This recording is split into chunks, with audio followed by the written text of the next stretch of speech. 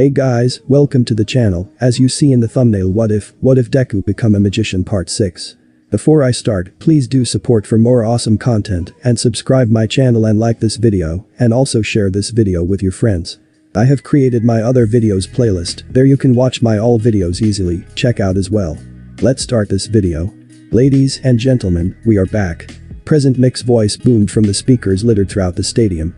With the preparations complete for the second event, I give you City Catastrophe. The sound hero rose from his seat as the meticulously designed buildings that Cementus constructed over the break were obliterated by strategically placed explosives. Man, I do not want to be on the cleanup crew for this event, he said as he leered down at his counterpart like someone has to be. Just stop taking bets, don't open your mouth when they start wagering, Aizawa muttered to himself. Don't worry, I'm sure we'll have plenty of people on hand for that part, Hisashi laughed. Midnight went and took the stage. Okay, my scrumptious little contestants. Let's get down to business. She sauntered around the platform. For this event you will put to the test all of the skills you have learned during your rescue training. You have shown in the first event that you can get to the scene of a crime, now let's see you work it. She began waggling herself in seductive ways. Work it, yeah, work it. Clearing her throat after a few seconds, you will have 15 minutes to form teams, after which the event will begin. Throughout this ruined cityscape are injured civilians. The monitor behind her shows a bunch of silhouettes each painted with numbers on and words on them. The rescuers are assigned a point value and injury. This is because some of them are really hard to get, so they are worth more, or they have a difficult injury to treat. For this exercise it will be assumed that after rescuing the injured a team will arrive to take control. So, make sure to rack up those points. Midnight laughed into her hand. However, there is one target worth the most, a whopping 1 million points, and he's located right here. She pointed on a map to show everyone where the biggest amount of action would be. Whispers carried through the crowd, suddenly strategies began forming among people, already they were eyeing prospective partners. Ahem, I wasn't done, Midnight scolded the crowd. The chatter died down as the proctor began speaking again. Now since not all of you can pass, the top 4 teams will move on to the final round. So, make sure you pick your team wisely. Some students ran around and asked their classmates or whoever they thought was strongest, Bakugo and Todoroki surrounded by a small crowd. But the Bomb King had other plans, he shoved his way through the crowd. Oi, shitty hair, you're with me. Oh, hey Baku bro, sure man. Can Hatsune join? She's pretty smart and great with tools. Kirishima asked his new team leader. Itsuki looked at the large-breasted pink-haired girl, you good with gear? Yup, I got a ton of babies to show off, Hatsune smirked as she held up a large bag full of gadgets. Fine, I know how much trouble someone can cause with just a deck of cards, so real support gear will make this easy. Bakugo turned and shouted, hey, Flex Tape, Cronenberg, you're with me. Zero and Shoji looked at Kitsuki in confusion. Yes, you too, stop wasting time, we need to plan. Izuku instead was muttering to himself off to the side. Midoriya-san, Achako called out to him. Let's team up. Sure, that's great, Izuku then flicked his eyes around to look at the different students. Now I just need Shinso, he walked over to the purple-haired boy who was standing by himself. Want to join my team? I guess, once those guys who carried me realized what I did to them, they told a bunch of others, and now everyone has been avoiding me, Hitachi shrugged. Great, Izuku cheered. I'm not saying that you being avoided is great, but it's great because you're going to do amazing on this task, and I can really use your help. I get what you mean, Hitachi looked around as he watched people pair off. But why not with those 2 girls you're always with? They both paired off with other people almost immediately. Izuku looked around and spotted some other people, and I shouldn't just rely on the same people all the time, I mean that's part of what we are learning here, different strategies. It would be pretty foolish to not get used to working with other quirks. As the 3 of them walked around, Izuku pushed himself closer to another student, Suburaba-san. Would you like to join my team?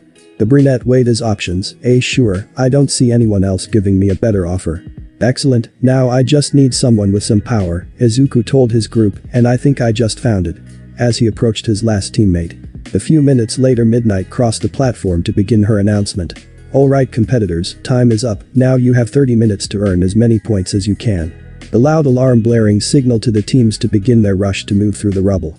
Present Mick at the same time began narrating to his audience. Welcome back little listeners, it's your host Present Mick, the blonde man spoke into his microphone. With my co-host Eraserhead, who simply grumbled into his microphone. For this event each student was wearing a body camera to provide maximum coverage and were all carrying an emergency pack. The small red satchels contain various emergency service-related items, from bandages to a rescue mask. It was specially designed by the UA support department to be quick to access, cheap to make, and cover a variety of injuries that a hero might come upon at the scene of an accident. As a result, while most of the support and business department students failed to make it past the first round, this allowed them to show their own ingenuity at designing functional equipment for the everyday hero and market it to existing hero agencies for their own use. Which all fit into Nezu's master plan, as he realized that simply training the heroes in his school to be better would not be enough, as the currently active heroes will need to, as the young kids today say, get with the times, man. Izuku and his team rushed through the area and came upon the first group of injured elderly civilians. They were down in a pit underneath some rubble. Suguraba jumped down into the pit and was going to grab the first injured person before he was pulled back by a handkerchief. "Wait a second," Izuku said. "We can't just rush in, we don't know how put together the location is." Uraraka walked over and inspected. "Excuse me, are you okay?" she cutely asked as she inspected the area. "My foot hurts and my wife can't feel her leg," an old man with a pronounced limp said. "Oh no, that's terrible," Achako gasped. Even if the injuries were fake, they had to treat them like they weren't. She smiled as she looked at the couple. "We'll get you out of there in a jiff." "Suguraba, we need to brace this beam. Can you create a wall with your quirk before I use mine?" The eager teen walked over and inhaled deeply, letting out a long breath as he moved his head. Instead of it all forming as a circle, the motion drew it out as oval. "Okay, but now how are we going to get this off of them?" he questioned. Achako grabbed the heavy slab of concrete with her hands. "Now we just cut sections off of it before we move it to make sure nothing comes down that we don't want," she instructed as she recalled all the times she watched her parents work at their construction company. "So, this is why I'm here," Tageru Kamakiri stated as he walked over and extended a blade from his arm, which he used to cut through the concrete. "I never really thought of using my quirk for anything like this." After a minute, they had carefully removed the heavy rocks from above the injured civilians. "Okay, now let's take a look at those injuries," Izuku said as he looked over at the elderly man, while Achako asked the woman a few questions. They came to the conclusion that neither could walk on their own, and it was likely that the wife had fractured her hip. "Suguraba, can you make a longboard with your quirk for us?" Izuku asked his teammate. Izuku used his control of the handkerchiefs to stabilize the injured civilians' extremities, while Achako removed their weight. And it was simple to get them on the floating solidified air, which they used to get them into the open, before they ran off to help more people. "At back here icy hot," Bakugo snarled as he blasted his way across the field, chasing the ice quirk user. "Those million points are mine." "Are you sure this is a good plan, Bakugo?" Zero asked into his headset while he used his tape to wrap up an injury. "Of course, I understand that my explosions won't do a lick of good with a lot of the search and rescue," Bakugo admitted. "But when it comes to high priority targets, I can at least extract them." Having understood that in a true disaster one of the last things you want are more explosions, and that his quirk would at best frighten injured civilians. However, his speed and agility would allow him to quickly get to people whose location he is aware of and get them out. Meanwhile, he was trying for the guaranteed victory. Should he rescue the VIP target, his team was busy racking up points to ensure at least a comfortable spot in the top 4. "I can see a few more this way," Shoji said over the team's radio as he used his quirk to survey the area. "They are stuck in a vehicle." Hiroshima grinned and ran over to the car and shoved both his hands into an opening, then applying a wrenching motion like Mei showed him, he became an impromptu jaws of life and got the door off the wrecked car. The injured family was pretending to be unconscious, with a note on their chest that had the words, "Neck injury 50 points." Kirishima radioed over to Mei, "I got a family, unresponsive, neck injury, I need something to brace." He looked more at the vehicle. "Also, I think the straps are broken, so I might need some help removing the center pillar, so we can extract them." "I'm coming, oh bestest buddy," Mei happily cheered, arriving a minute later with some particularly dangerous looking clamps. The powerful hydraulics sheared through the plastic and metal easily, allowing Kirishima to remove the roof of the vehicle. "Let's brace them and extricate. Is Zero almost here?" Kirishima asked as he held the patient's head while Mei strapped a collar on him. "Yep, he was finishing bandaging up a kid and then said he'd be right over," Mei responded. Mei rocked on her heels while the two of them waited for Zero to show up. "So have you talked with him?" "Him? Him who?" Kirishima questioned. "You know the guy you have on your mind," Mei giggled. Kirishima stammered out, "Baku, I mean no one's on my mind." He quickly turned off his headset to give himself privacy. "Yours better be off too." Mei nodded. "It's been off for a while." She leaned forward. "Tell me, what's the holdup? Why not talk to him?" Kirishima glanced off to the side. "It's just, we're training to be heroes, now isn't really the time to be talking to people like that." Mei shook her head. Nope, I know that Midoriya has been talking to 2 girls already. So that excuse doesn't fly. The redhead looked at the back of the head of the patient he was holding. Well, I mean, what if he doesn't like me that way? Mei pondered for a moment, finger on her chin. So, then he just doesn't like you that way. You can find someone who does. You could try to be his friend first, then even if it doesn't go any further, then you still have a friend, the pink cat chuckled. You know, feel him out. Oh no, my hand slipped. What's this I feel? Could it be a soldering iron? But who would keep something like that in their pocket? I should check this out, for safety. Hiroshima's cheeks matched his hair. I couldn't do that to Bakugo, it's too bold. What's too bold? Zero asked as he jogged over to the car. Nothing, Kirishima demurely requested. He doesn't know how to talk to Bakugo, Mei shouted loudly, barely containing her excitement. Oh, that, Zero said dismissively. I feel the same way, the guy is just so angry all the time. I really don't get how Midoriya has been friends with him for all these years. Midoriya, that's it, Kirishima cheered. That's how I can get to know Bakugo more. I talk to the person who knows his history, so I don't have to make a fool of myself. Mei laughed even louder at this declaration, but under her breath said, oh, you're definitely going to make a fool of yourself, there's no way around that. Bandages, Momo called out as she pulled the sterile wrapping from her arm. Brace, Monoma responded, as he formed the plastic shell around the patient's leg. I found more this way, Iida said as he ran by. I marked the location with a flag. So that's what, 18 saved, Monoma guessed as he approached Momo. Re-upping my quirk. She mentally prepared herself, only 6 times, he only has to touch you 6 times, and then this is over. He firmly grabbed her arm, and his quirk copied Momo's a second later, but like always he didn't release her immediately. Wow, such an amazing quirk, and I think I've lost a few pounds too, I'm jealous, his sickeningly sweet tone betraying the joy at how she so ever slightly squirms in his grasp. Let's get this clear, Momo snarled. The only reason I partnered with you is because 2 of my quirk means we can save a bunch of people. After this, I never want you to lay a hand on me again, are we clear? Monoma snickered, oh please, with how much that magician touches you, I have no plans on laying my hands on someone as used up as that. Momo kept her mouth shut as she screamed. When this is over, you better not hope we fight, or I will end you, you little troglodyte, Momo yelled at him as he went over to where Iida had marked some injured. I can't believe that jerk, Kendo waved a large hand in the air as Todoroki surfed off on his ice. The boy wearing a blue and white headband sighed, well that's just like 1A, leave us all, so he can be the big damn hero. Kendo whirled on her classmate, oh it's not all of 1A, so don't even start. The boy put his hands up in defense, okay fine, some of them are decent people, but they let guys like him, that loud one, and the huge perv represent them. So, it's not crazy they all get lumped together. Growling Kendo stomped past a waist.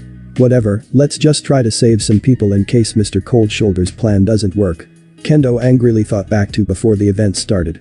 I don't need anyone, but I'm required to have teammates, so just don't get in my way, Todoroki informed the 2 people he had grabbed at random. Kendo kicked a rock as she looked around trying to find someone who needed help. If I had known this was his plan, I would have left him high and dry. The Wace followed his class president. Honestly, I'm surprised you didn't join up with your boyfriend. I can explain that, Kendo said as she lifted some loose rubble hoping to find people, but again it was empty.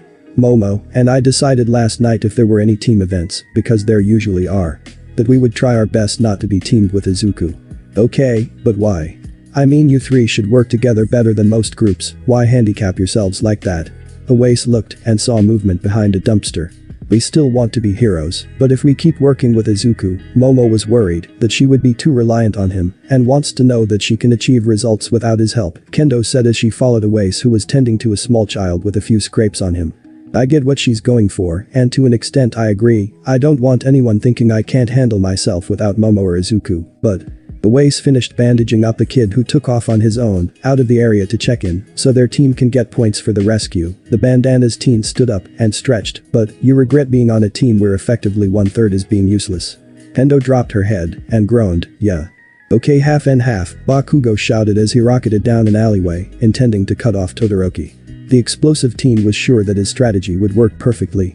He carefully chose his team for maximum effectiveness, while he himself would either succeed at rescuing the million-point target, or he would be able to prevent any team from getting it. Get ready to fucking die. Bakugo noticed a failure in most team planning, they were either all going for the 1 million points, or they were too slow to gain a huge lead, and it would seem that strategy would determine which team's progress, and not how powerful their quirk is. But he worked around that, a team where everyone but him could rescue people, well he either guaranteed the win, or he at least stopped anyone else from taking first. A huge wave of ice cut off his, admittedly loud approach. He would never be able to get the drop on anyone if he rushed at them using his quirk. Not that it would matter most times, but with someone whose quirk was a battlefield controller like Todoroki, a different approach might be necessary. Nah, screw that, I just need to blow him up even harder. Todoroki was ignoring the explosions as the sounds raced alongside him. A large blast from his side froze a team as they tried to go along the rooftops to reach the high priority target. It was just their feet, so they could get themselves out, but not without losing precious minutes better used elsewhere. He pushed himself further, faster, all because of his father. Boy, this is your debut, Enji spoke loudly in the hallway of the ancestral Todoroki home. You are showing off the true power of your design, so don't disappoint me. You will win, you will crush all opposition. It is what you were made for. Shaking himself from his thoughts, the troubled teen redoubled his efforts. It wasn't enough to win the sports festival, that's easy. But he had to win with only his mother's quirk, prove it better, prove himself better. That he never needed his father or his power to be a hero, to be the best hero. That everything he did to him, his brothers and sister, his mother, that none of it had merit. A large wave of ice formed as he slid towards the sunken stadium, a perfect location for an important person to be, out in the open, with nothing to protect them, where everyone can see. Extracting this target without them getting further injury would be a nightmare. But it wasn't as if he had many competitors. Surprise popsicle, Bakugo shouted as he flew over the ridge of ice, letting himself drop silently, which should have been Todoroki's first clue that something had changed, the explosions had stopped. All 60 kilograms of bundled rage crashed into the icy teen, throwing him from his frozen pathway. The wide sweep of the arm to provide needed space between the two of them was all it took for Bakugo to forego pushing the assault to gain ground on his opponent. Todoroki growled as someone he viewed as beneath him took him by surprise, stomping his foot on the ground, a pillar of ice rapidly formed, launching him far ahead of Bakugo. Damn it, get back here, Kitsuki howled, his hands crackling to life increasing his speed as he flew across the battlefield. And it looks like we have a tight race to get to the VIP, President Mick called out as cameras were aimed to watch the battle between the WANA students, and the battle looks to be heating up, or cooling down, President Mick laughed, the only one in the stadium too at the lame joke. Both boys' speed, precision, and decision-making skills are highly developed, Aizawa said into his microphone. Each making minute corrections on the fly, and still maintaining their pace while keeping aware of their surroundings, the bandaged hero commented in as neutral a manner as possible. Speaking of minutes, Midnight's voice rang over the stadium. We are at the halfway point, so let's tally some results. In first place is Team Yaoyorozu, with an impressive 798 points, for a three-man team they certainly are moving. In second place we have Team Bakugo, even with their named leader in a race, to get the million points, the other four members have not dropped in efficiency, they are resting safely at 432 points. In third place we have Team Wonderchild, sorry that's Midoriya at 283 points. Trailing just behind them in fourth is Team Hananuki, with 274 points, Midnight listed the totals of the top four teams. Aizawa called out over the speakers, if you didn't hear your team called out, pick up the pace. There are still plenty of people to save. Up in the stands an excited mother was cheering on her son, oh Yagi-san look. Inko bounced in her seat as Midoriya ran around with his team, treating the injured people they came across. Yes, it would seem that your son is doing a remarkable job with his schooling, Toshinori said as he sat next to the enraptured woman. So Mrs. Midoriya, he started to say. Inko, call me Inko, the green-haired woman requested. Inko, so I was wondering, the pro hero nervously said. If maybe you and I could go out sometime, maybe. I would be delighted to, Yagi-san, Inko blushed as she reached for the skeletal man's hand. You've been so good for my boy over this past year, I think I could find time for such a nice gentleman. All Might sweating like a teenager on prom night mentally cheered. That's wonderful, I will pick you up this Saturday night. He asked hopefully. Saturday is a good day, I love dancing, and Italian, she whispered as she leaned over to him. Her proximity and warm breath in Toshinori's ear sent shivers down his spine. She looked to the large screens to see her son climbing out of a burning building carrying an injured lady over his shoulder. Yeah, that's my boy. Toshinori sighed, he was honestly excited about having a chance to do something normal, but regretfully the push to do so wasn't entirely his own. If that boy ever finds out what I'm about to do to his mother, he knows enough about me to make my life hell. Izuku and Shinso had broken off from the rest of their team to investigate loud noises coming from around the corner and spotted a group of 5 people. All of whom were caterwauling and refused to quiet down. Izuku from the distance was able to read the sign that stated they were only suffering from distress. Izuku approached the injured civilians and tried to calm them down. This only resulted in his voice being drowned out by their cries and angry words. Realizing it was a dead end, Izuku went back to Shinso. I can't get through to them, they won't stop to listen to me, and even when they do talk to me, they are just saying mean things, he told his purple-haired teammate. Well, I don't know what you want me to do, Shinso shot back. It's not like I could use my quirk to help, the teen paused as he recalled a memory from weeks prior. That's so badass, Midoriya's voice sounded through his head. People in a panic, in need of rescue become docile enough to transport. Shaking his head, Shinso confidently approached the loud people. Hey, he casually called out. Once he was sure that everyone had responded to him, he activated his quirk. You are all fine, please head towards the exit, he provided his simple command and watched as the people followed it. Izuku rushed over excitedly. That was amazing, Shinso, oh I knew you would be great at this. Yeah, thanks, Shinso stammered, unused to having him praised for his quirk. Todoroki had managed to give Bakugo the slip by strategically making walls of ice. He was able to direct his competition into a closed-off area and then seal him in. Now to get the points. The frost-covered teen's teeth chattered as he entered the large and open area where the VIP. I was sitting. The target was clearly dressed as a caricature of what a politician looked like. The note on them said, sprained ankle 1 million points. Oh I'm dying, the crisis actor said with all the talent of an elementary school play. The pain, it is too much, slowly the target began channeling various famous actors' performances. I need to go to the hospital, I won't last much longer, I see a bright light.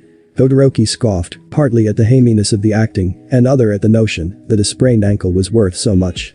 He picked the man up and placed him on his back before running off, trying to not use his quirk as he already had a layer of frost sticking to his skin. Last minute, President Mick screamed into his microphone. The teams hearing this began to increase their speed, hoping to get the last few points they could, picking easy targets that just needed to be removed from buildings. Endo cursed as a waste, and herself had barely found anyone to rescue, and it was slow moving with such a small team, that boy had better pull off his stupid plan, or I'm gonna slap him so hard the right side will match his left. The way stumbled hearing his class president make a threat, wow, harsh, I mean that is a burn, right? Yeah, but he's still a jerk for making a plan that disregarded his team, Kendo muttered. I don't think we're going to earn any more points than what we have now, Zero groaned as he stood up and rubbed his dry skin, making a bunch of bandages really wore him down. I'm almost out of babies too, Mei said disappointedly. She would need to get the next bunch of her tools after this round was over. I hope Bakugo got what he wanted, Shoji stoically spoke as he walked with his team out of the area. Either way I think we did an excellent job. Hiroshima walked deep and thought about how he could get some time to talk to Midoriya. Maybe Yaoyorozu can send him my way for studying or something. After the 1-minute warning went into effect most teams began to pack up and head towards the exit. Hey Midoriya, let's go, Suburaba called out to his team leader as he and the rest of the team walked towards the edge of the arena. Izuku waved off his teammate, I just want to check this last place, we still have some time left. The orange-haired boy shrugged and joined the rest of his team as they headed towards the exit. Izuku ducked his head as he entered a collapsed building. Hello, anyone there? He called out, the silence was not an indicator of an absence of an injured person. He listened carefully for any sounds, besides the sounds of the crowd he heard a faint whimper. Hello, Izuku called out as he moved towards the sounds. I'm over here, Izuku heard a small child's voice. Izuku moved through the building until he came up to a small child. The kid was clutching his ankle and moaning in pain. What's wrong? Izuku calmly asked as he inspected the kid. The kid using one hand wiped his nose, I hurt my ankle, and I can't find my mommy. That's terrible, I bet she's really worried about you, Izuku bantered as he reached into his pouch and pulled out a cold compress. Here, let's put that on your ankle, and I'll carry you out of here. The kid nodded and let Izuku place the pack on his ankle. Hey, want to see something cool? Izuku asked as he pulled out the wrapping to keep it secured. When the kid nodded, Izuku tied the gauze around the boy's leg, and a 1, and a 2, and a, he counted down before pulling on both ends, and the wrapping came off, untied, and in one piece. The boy stopped his acting and was just watching now. Izuku carefully wrapped the gauze around the boy's leg. Looking up at the kid, so tell me, what's your favorite color? Purple, the kid nervously asked. Izuku gently put his hands on the wrapping, okay I want you to close your eyes and imagine that this is purple, you have to really want it though. The boy nodded and closed his eyes. Okay, on the count of 3, Izuku told the kid, and a 1, and a 2, and a 3. Izuku let go of the kid's leg and the boy opened his eyes. The gauze had turned purple. Wow that's really cool, the amazed boy cheered. How did you do it? The magician never reveals his secrets, Izuku whispered to the kid. The loud buzzer rang out and that is it contestants, the city catastrophe is over. Please exit so cleanup crews can prepare for the next event. Midnight walked up to the podium that she announced from, holding the microphone almost too close to her face. One could hear her soft breaths.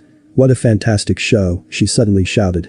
"Let's give a round of applause to all our first-year students for showing how effective 1 month of training can be in improving a hero's capability to rescue those in danger."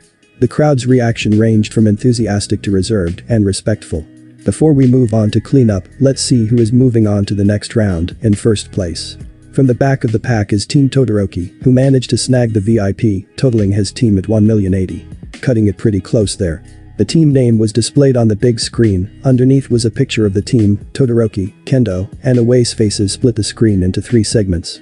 Kendo scoffed and walked away from Todoroki in search of either Momo or Izuku. Next we have Team Iidamanama Yaoyorozu, that is a mouthful. Midnight inhaled to catch her breath. Standing in the crowd of students watching the television, Iida pushed up his glasses. It only made sense to have all of our names so that we may all get equal credit. Momo dismissively responded, "That's great Iida, I'm gonna go find Zukuner at Suka-chan." "Oh, don't want to spend more time around me, I thought we had something special," Manama mocked. Momo flipped her hair and stormed off. The 1327 points, they safely held the leader for the entire event, must be seething to have that illustrious first place stolen so quickly, Midnight said sadly.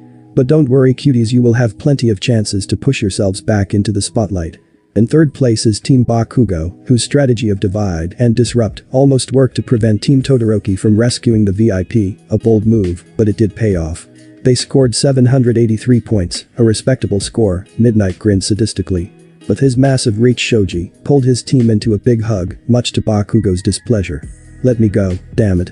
Kirishima in his excitement grabbed onto Bakugo and pulled him back into the hug when Bakugo was wiggling his way out. But everyone's more excited to find out who clawed their way out of the muck and into the coveted 4th place, Midnight stated. "Let's see, could it be, is it really true, oh I do say. Bet on with it," Azawa's voice carried over the stadium speakers. "Oh poo, you're no fun eraser kun," Midnight whined. "I'm an entertainer. But fine, don't want to steal All Might spotlight. It's Team Wonder Child." With 512 points they passed over the next team by a scant 60 points. Izuku cheered when he heard that his team advanced to the final event. "This is amazing, haha," Izuku shouted.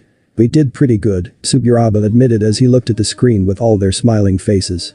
Amakiri shrugged, "Win or lose, I learned a few new applications for my quirk, so that's a nice benefit." Ichako eagerly shuffled in place, "Oh I can't wait to call my parents."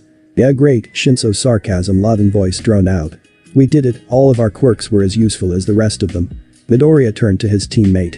"What are you talking about Shinso, your quirk was incredibly helpful, we got close to 100 points from those 5 who we only had to calm down, you practically won this event for us," Izuku explained to his downtrodden teammate. "Whatever," the purple-haired teen said dismissively as he walked to the stands designated for the WANA students. "Well now that we know the teams that have passed, let's find out what the event they have. Oh who are we kidding, it's always the one-on-one battles," Midnight said as she walked around her small stage. "In the meantime those who didn't make it to the next event, we have various games and activities to participate in, with some wonderful prizes." As the cleanup crew entered the field, which was a contracted company that specialized in removing wreckage after particularly intense hero battles, Izuku snickered as he passed Azawa who wore a hard hat and carried a pickaxe. The games set aside for the other students who failed to qualify ranged from physical activities like the long jump and discus throw to games like a beanbag toss and milk bottles. On the surface just seemed like ways to keep those who were no longer competing interested and engaged, but with allowing them to use their quirks was part of Nezu's plan to have their students demonstrate their abilities. Knowing that some quirks would be ill-suited to whatever random event they have to compete in. This allowed agencies to find more quirks and see them in other areas of effectiveness. Izuku followed the crowd of students before he felt his arms being grabbed from both sides. "I had the worst time in that event," he heard in stereo. Izuku smirked as he was dragged down the hall towards the food vendors. The teen boy just waved to people as he passed them by, garnering confused looks from most of the onlookers. In the cafeteria students, pro-heroes, and civilians mingled, conversation spread throughout. Izuku was situated between his 2 girlfriends as he ate his food and listened to them talk animatedly about their experience in the event. It would seem neither liked their choice of team all that much. Izuku glanced up and noticed a microphone was heading towards his face. He stared at the black-tipped equipment and traced it up to the eager face of a young reporter. "Hi, Sky High, with 12XKR News," the woman excitedly introduced herself. What we're doing is getting an interview with students who have managed to make their way into the final event. Any comments about that? Momo huffed and got up from her seat, not wanting to explode about how much of a jerk Monoma had been in the event. Kendo simply stated that she wished she had chosen her team better. But you were on the first place team, the reporter responded. No, Todoroki was the first place team, we were chosen because he had to have people, Kendo angrily stated. That's interesting, we have just finished interviewing him, would you like to see what he had to say? The reporter asked. Ugh, fine, but then I can't wait to battle him and squash his smug face, the orange-haired martial artist stated as she pounded her fist in her hand. The camera which was connected to the television feed in the stadium took hold and Todoroki's face came on screen. Hi, I'm Sky High, the footage cut to her introducing herself, someone having finished up. The reporter standing next to Kendo said, we were able to do this really fast, he doesn't talk a whole lot. But the television changing to an interview, many people focused on that. Tell us, what was your strategy going in? Todoroki stared blankly into the camera, getting the highest amount of points possible.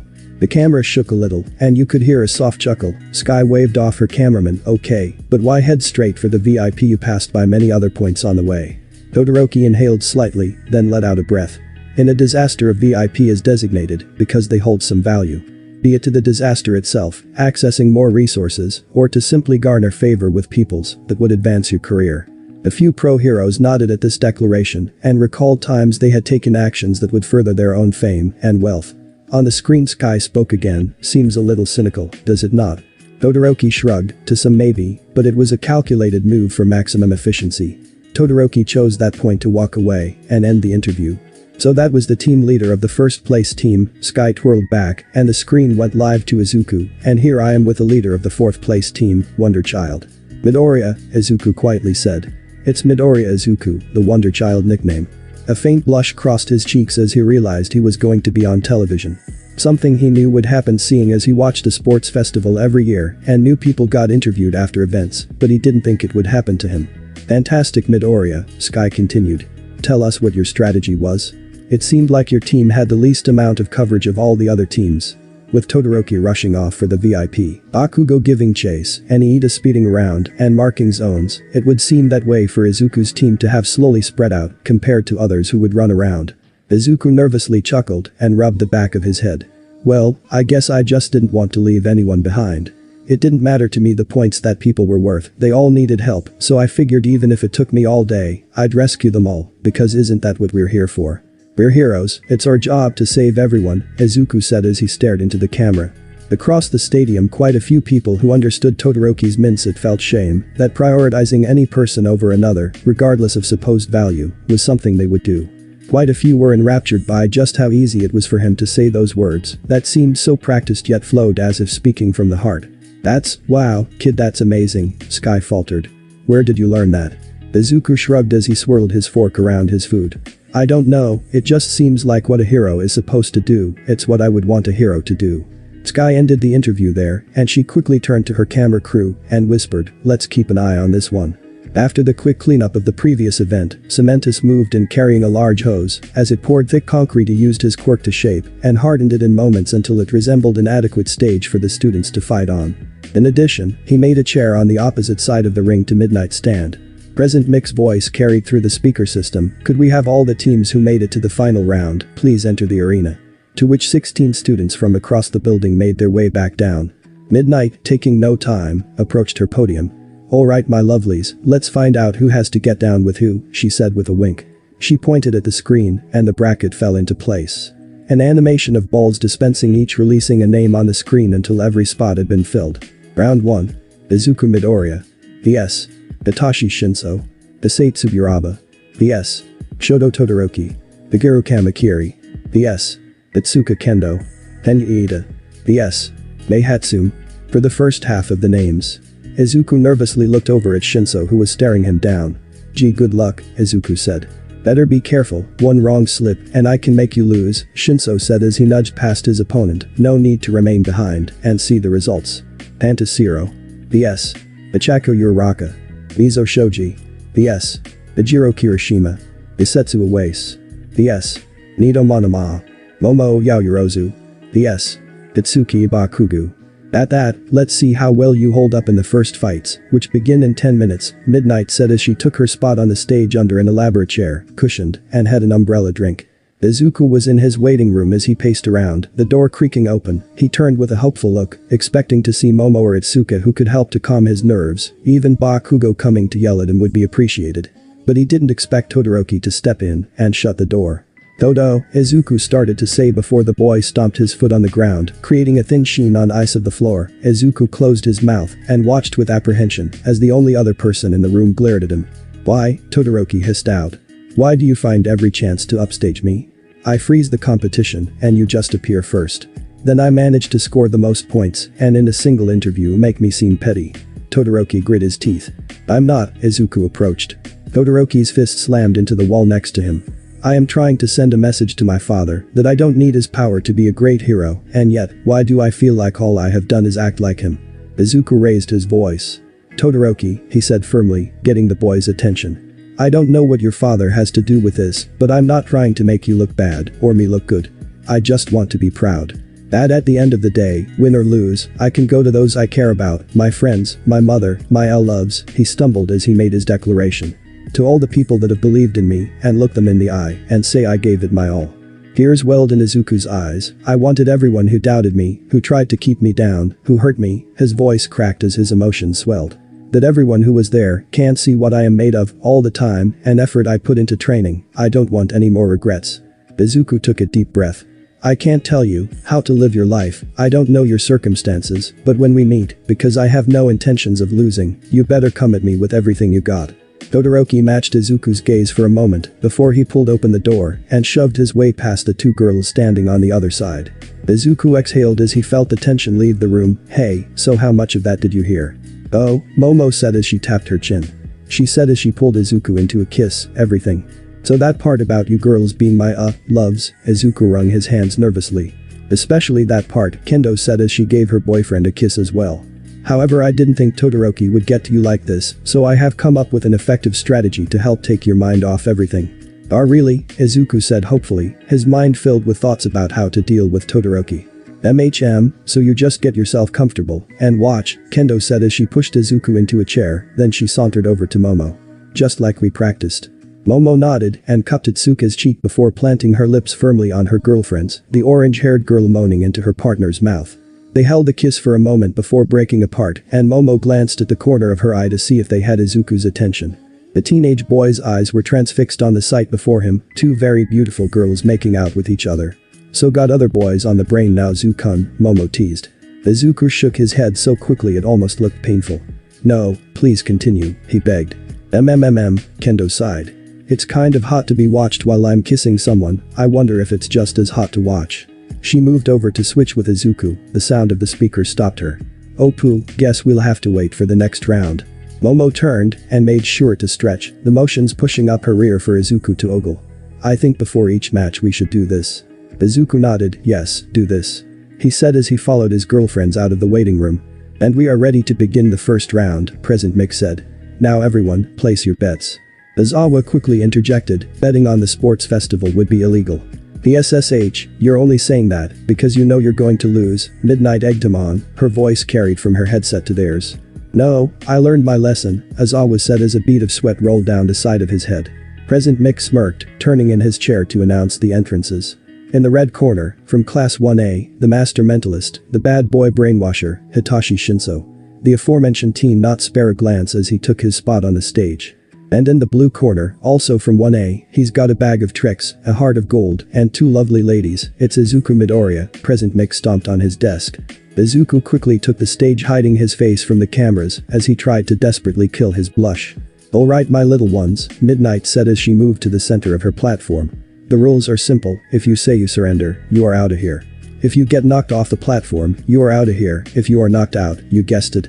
If you go to a fair that we have to stop the match, well let's just say you don't want that," she smiled devilishly. "You two cuties got that?" she asked. "Yes," Shinso said without taking away his eyes from Izuku, who only nodded in response. In a faraway location, in a bad side of town, stands a dingy bar. A flickering television in the top corner of the room. "This fucking kid," Shigaraki spat. "I think he's so much better than everyone." Having had a few more to drink than he normally would, his aim was off when he threw the glass, but before it could shatter on the wall, a swirling vortex opened up and landed on the counter next to him. "Don't break my stuff or I won't serve you," Kurogiri stated from behind the bar. "Oh, let him have his fun," a voice from a television on the wall said, the soft blue light. "So this is the one who seemed to have many quirks." "Yes, sensei, this is him," Shigaraki said, as he folded himself on the bar stool. "Interesting, let us see his many quirks," the boy said menacingly. "And begin," Midnight shouted. Izuku watched his opponent, intent on keeping quiet while he prepared his strategy. "Listen to that crowd," Shinso said as he looked at the stadium. "Must be nice to have all that adoration. A good quirk, or in your case whatever the hell you have." Izuku's mouth stayed shut as he thought more of an effective strategy. "But what I'm more jealous of are those two girls of yours," Shinso said, the words causing Izuku to pause. "I mean seriously, two absolute beauties make me want to take them from you." Shinso smiled as he watched Izuku's features shift. "Almost there, just a little more, and the dam breaks." Shinso shrugged, "If I have to use my quirk, then so be it." "Don't you Izuku shouted before his eyes glazed over. "Damn it, he baited me. And like that I win, everyone has a button, and seriously I am sorry I had to threaten your girlfriends to win. You seem like a nice guy, and they genuinely like you, so I hope there are no hard feelings for this." Shinso walked over. "So, if you could just walk out of the arena for me, that would be great." Izuku's feet shifted, and he took a step forward. "Damn it, no, not like this." "And it looks like Shinso's quirk hits home," Present Mick announced. "It's a strong one, able to put anyone under his control," Aizawa responded. In the stands the reactions were mixed, some of the crowd disappointed at such an anticlimactic battle, the pros discussing the usefulness of the quirk. But with the students, two girls were having very different reactions. They were shouting down into the arena hoping to snap Izuku out of his trance. However, a loud explosion caused them to quiet down. "Shut up, he's got this," Bakugo said as he planted his feet firmly on the bar in front of him. Sato spoke up, he's under Shinso's mind control, how is he going to get out?" "Mind control, what's a trick that you always see cheesy magicians use?" Bakugo cackled as he recalled a time in the past, the exact day he stopped using henchmen to do his dirt work. The crowd watched as Izuku lifted an arm up to his ear and pulled out a coin on a string. Only getting one shot at this, Izuku thought to himself as the coin moved back and forth. From his angle Hitachi could only watch as Izuku moved his arm. He has some impressive willpower to do that much, but he's got no way out of it, he muttered to himself before pausing. "Why did he stop? I didn't tell him to stop." Izuku's body stopped before the edge of the arena, the coin slowly moving back and forth. His right hand rose in front of his face before he snapped his fingers, before stumbling forward. "Umbus hypnotized himself," Bakugo laughed loudly. "But Kitsuki," Momo said. "He might still say something on accident, and I doubt he'll have another chance to do that trick again." Nodding in agreement, "Yeah, that's why he needs to use an act he hates. He can't perform most of his tricks without stuff or talking to people. I bet the coin was literally all he could get." Izuku twirled to face Shinso. The purple-haired teen in confusion, "Hey, how did you get out? Nothing hit you." Izuku opened his mouth to respond but quickly shut it. He raised both of his hands, one above his head and the other below it. "I don't know what's going on," Present Mick said as he looked to Aizawa for an explanation of his student. Aizawa shrugged, "I honestly don't know, I've never been able to peg down what his quirk is, and he refuses to say. So, we'll just have to wait and see." Bakugo groaned, "He did this once in middle school, he hated it, but it's smart." Izuku swiped his hands up and down respectively, his face suddenly painted in black and white marks. "Fucking creepy ass mime," Bakugo said. Izuku's body lurched to the side, and he caught his head, before he straightened himself up. At this point the crowd was quiet, the fighter suddenly having applied makeup to himself causing confusion. Izuku pinched two fingers together and dragged them across his lips, like he was zippering them shut. Shinso growled, "Are you mocking me?" He rushed his opponent, only for Izuku to place his two hands up. From an onlooker's perspective Shinso just seemed to stop and crumple to the ground. For the purple-haired boy, he felt like he just ran into a brick wall. Looking up from the ground, he saw Izuku shake his head in disappointment before the mime felt his way along the invisible wall before coming around it. "Is this a joke?" Shinso said as he scrambled to his feet. "Some weird form of telekinesis, huh?" Izuku dodged a punch that Shinso threw his way. He stepped over an invisible object and gripped the air in front of him before pedaling away, the silent teen floating as he crossed the arena. Izuku hopped off his invisible bicycle and stared at the furious face of his opponent. He seemed to fiddle with his hands before spinning something above his head. Shinso once again ran at Izuku only to have his arm suddenly pinned to his side and his movement faltered as Izuku yanked on some sort of rope. When I get out of this, I am going to kick your ass, you hear me, Hitachi angrily said. Izuku calmly started to reel in Shinso as he was dragged across the stage. Once his opponent was close enough, he finished tying up Shinso before he hurled him off the stage and into the grass. Midnight stared in confusion before her brain registered that Shinso had lost. Hitachi Shinso is out of bound, somehow, Izuku Midoriya is the winner. The spattering of applause from the audience did nothing to dampen the smile on Izuku's painted face. He hopped off and moved over to a struggling Shinso. Seriously, what the hell is this?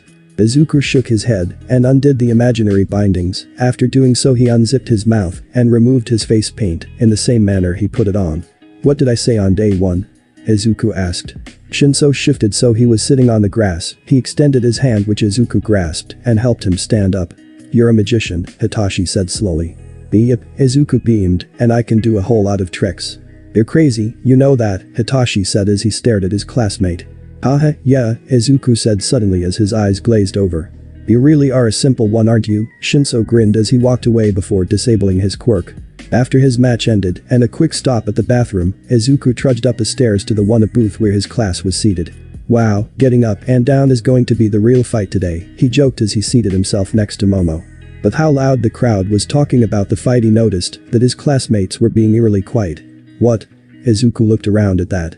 Dude, what the hell is your quirk? Shiro shouted. I told you guys on the first day, didn't I? He looked at Momo and assured that she would have remembered if he told them or not.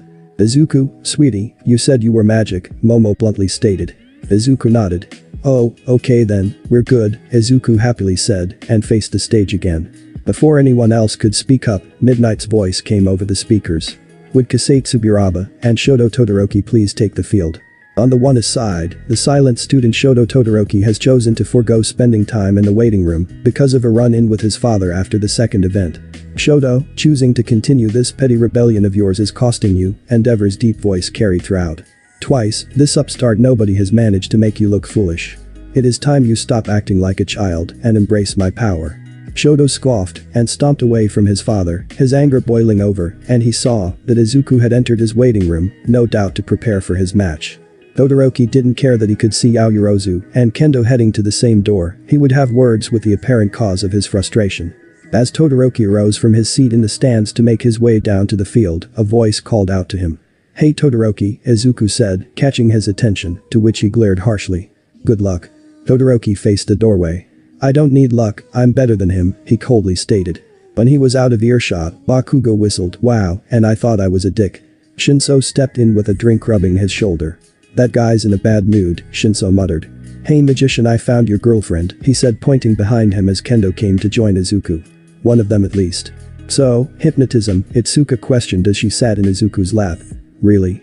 Momo's eyes widened. Darn, I was next to the best seat in the house this whole time, she faked lamentation. Izuku chuckled, hugged Itsuka, and nodded.